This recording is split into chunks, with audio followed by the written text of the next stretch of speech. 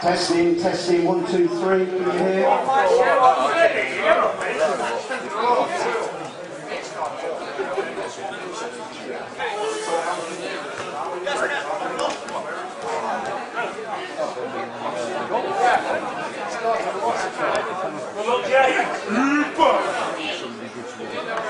Come on, come on, ref, beach volleyball's up. Come on, Heanor! Come on, Heanor! Come on, ref!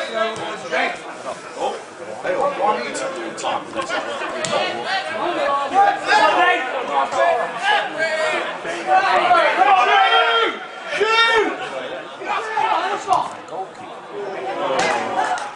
We're here at Loughborough University where the Lions were winning 2-1 at half-time with the match abandoned by the referee.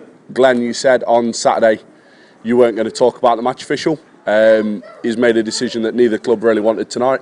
Match abandoned at half-time. What's gone off tonight? He's called the game off for one at floodlights going out, Tony. That's what happened. In my opinion, me and Steve disagree, which do quite a lot, to be fair.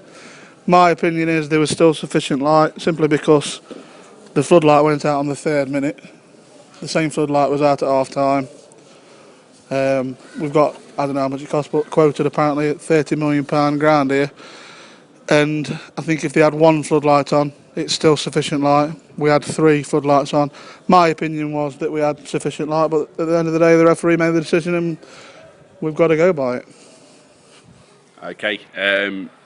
Someone did quote to me earlier that it is the 3rd game in 18 months where various floodlights have gone out on this ground when Loughborough were in a losing position.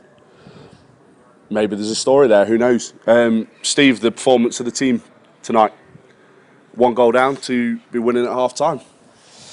Yeah, deservedly 1 goal down. Didn't start. Whether it was a little bit of complacency or just thought that, you know, we would ease ourselves into the game, I don't know, but we weren't good enough first 15 minutes and they moved the ball quite well.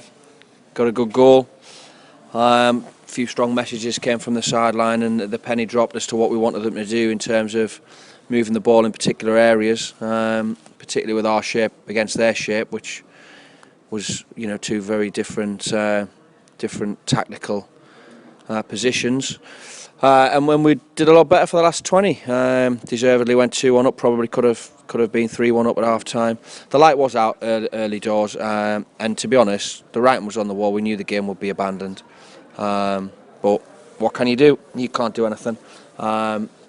You know, the referee has to make the decision, and I'm not going to criticise him because ultimately he's in charge. And he has to.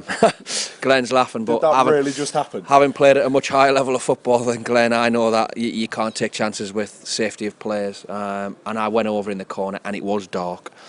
So ultimately, he does have to make the decision, regardless of whether we agree with him or not. And he's the man that would be in trouble if we did play and something happened to one of our players.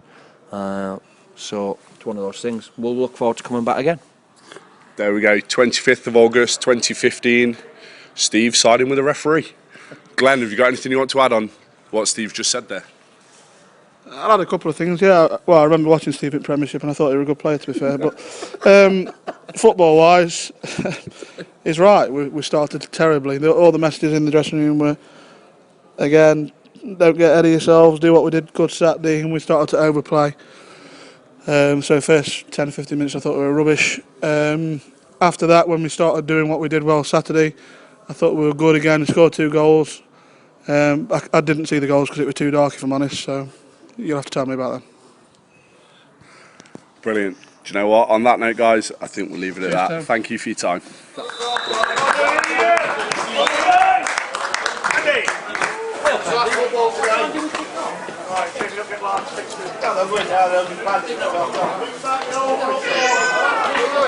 Right,